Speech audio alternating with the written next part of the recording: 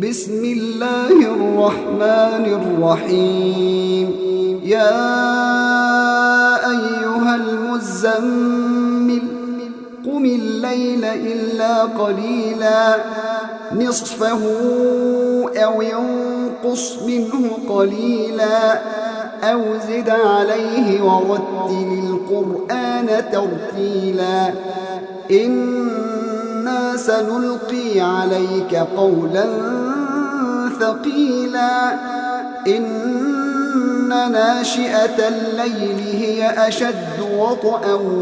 وأقوم قيلا إن لك في النهار سبحا طويلا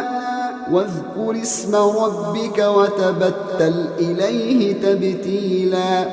رب المشرق والمغرب لا إله إلا هو فاتخذه وكيلا واصبر على ما يقولون واهجرهم هجرا جميلا وذرني والمكذبين أولي النعمة ومهلهم قليلا إن لدينا أنكالا وجحيما وطعاما ذا غصة وعذابا أليما يوم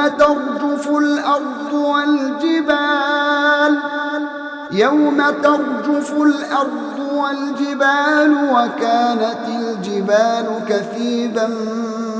مهيلا إنا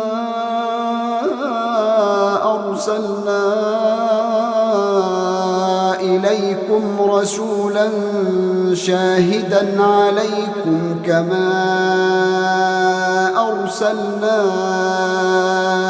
إلى فرعون رسولا فعصى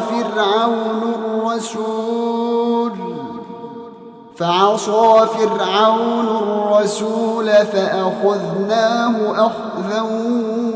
وبيلا فكيف تتقون إن كفرتم يوما يجعل الولدان شيبا السماء منفطر به كان وعده مفعولا إن هذه تذكرة فمن شاء اتخذ إلى ربه سبيلا إن ربك يعلم أنك تقوم أدنى من ثلثي الليل ونصفه وثلثه وطائفة من الذين معك والله يقدر الليل والنهار علم أن لن تحصوه فتاب عليكم فاقرؤوا ما تيسر من القرآن علم أن سيكون منكم مرضى وآخرون يضربون في الأرض يبتغون من فضل الله وآخرون يقاتلون في سبيل الله فاقرؤوا ما تيسر منه وأقيموا الصلاة وآتوا الزكاة وأقرضوا الله قرضا حسنا وما تقدموا لأنفسكم من خير تجدوه عند الله هو خيرا وأعظم أجرا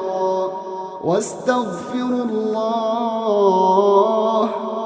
إن الله غفور رحيم